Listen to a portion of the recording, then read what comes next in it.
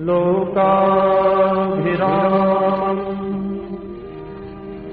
रणरङ्गधीरम् राजीवनेत्रम् रघुवंशनाथम् कारुण्यरूपम् करुणाकरन्तम्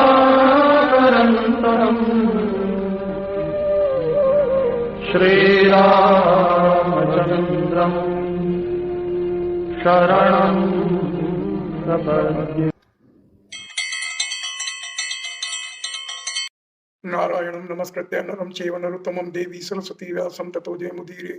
कल्याणानां निधानं कलिमन्मथनं पावनं पावनानां पाथेयं जं सो सपदि परपदे प्राप्ते प्रस्थितस्य। भारतीय संस्कृति में जब सामाजिक व्यवस्था बनी तो विवाह को एक संस्कार माना गया। इस नाते विवाह के बाद दोनों पक्षों का स्वास्थ्य, दोनों पक्षों की उन्नति, दोनों पक्षों का वंश, दोनों पक्षों के विचार, दोनों पक्षों के मन मिले, इसके लिए ज्योतिष और ग्रहों के आधार पर मेलापक पद्धति का विकास हुआ।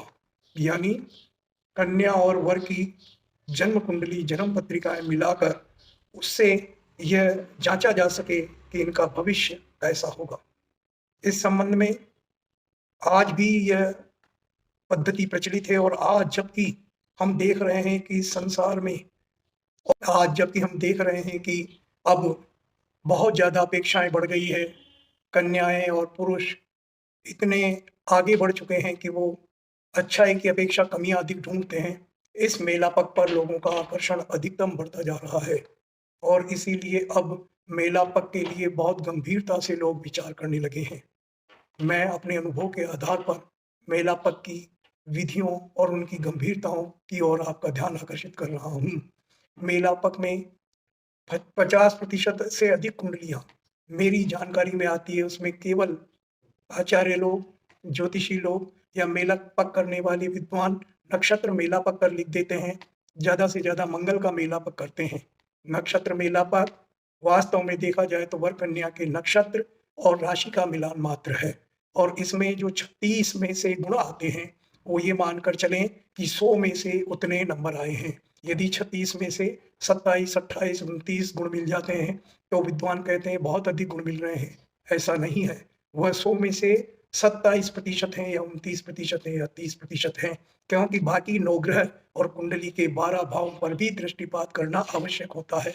इसलिए मेलापक की पूर्ण विधि है नक्षत्र मेलापक के बाद भाव मेलापक और ग्रह मेलापक। नक्षत्र मेलापक में जो हमारे नंबर आ जाते हैं, गुण आ जाते हैं, और उसके बाद हम देखते हैं कि उसमें अधिकतम हम देखते हैं कि राशि का मिलान हो जाता है, यानी ग्रह में त्रि। उसके आगे चलें तो जो कुंडली में 12 भाव हैं उन भावों का भी मिलान होना चाहिए। और उसमें मिलान की दृष्टि से 6 भाव में लग्न, द्वितीय भाव, पंचम भाव, सप्तम भाव, नवम भाव और द्वादश भाव में अधिकांश भावों में तालमेल होना आवश्यक है। इन 6 में से कम 4 में तालमेल होना ही चाहिए, क्योंकि लग्न स्वास्थ्य है, द्वितीय भाव और लग्न मिलकर विचार है, चतुर्थ भाव उसका संसार है, पंचम भाव मंत्रणा शक्ति, मन का विकास, बुद्धि की तीव्रता आदि है। इसके बाद नवम भाव भाग्य है और 12वां भाव अलौकिक संसार और शैया सुख है। सप्तम भाव तो विवाह है ही। इन भावों में से अधिकांश भावों के स्वामी और राशियों की समुचित स्थिति कुंडली में देखी जानी चाहिए।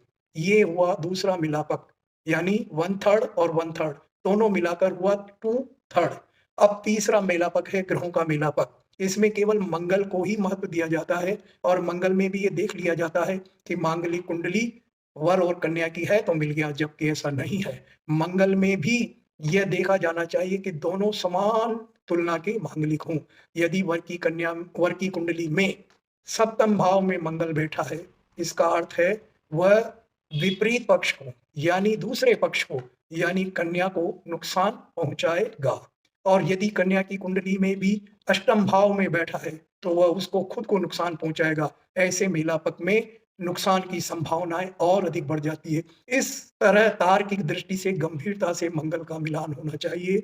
इसी प्रकार मंगल के साथ-साथ कुछ अन्य विच्छेदात्मक ग्रह भी हैं जिन पर भी हमें ध्यान दिया जाना चाहिए।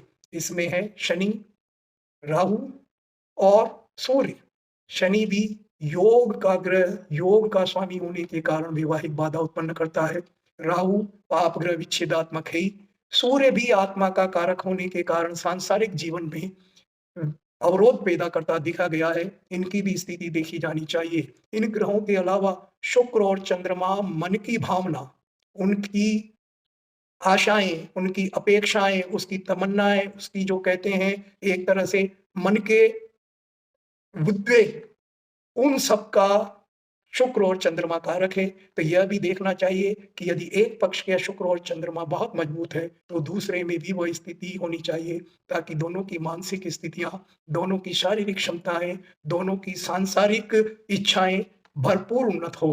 इसके बाद अब आता है 2 बड़े बिंदु हमें विचार करने की स्थिति बनती है, जिसकी ओर मैं आपका ध्यान आकर्षित कर रहा हूँ। ग्रह मेलापक में मूल बात हमें यह देखनी है कि जो ग्रह विच्छेदात्मक प्रभाव दे रहा है, उसका किसी भी प्रकार से यदि सप्तम पर प्रभाव बनता है, तो वह विच्छेदात्मक स्थिति है। भाव हर ग्रह के अलग-अलग हो सकते हैं। जैसे शनि यदि पंचम में बैठता है, तो वहाँ से तीसरी दृष्टि से सप्तम को देखता है। अब वहाँ अगर सप्तम में शत्रु राशि है, तो निश्चित रूप से नुकसान की संभावना है।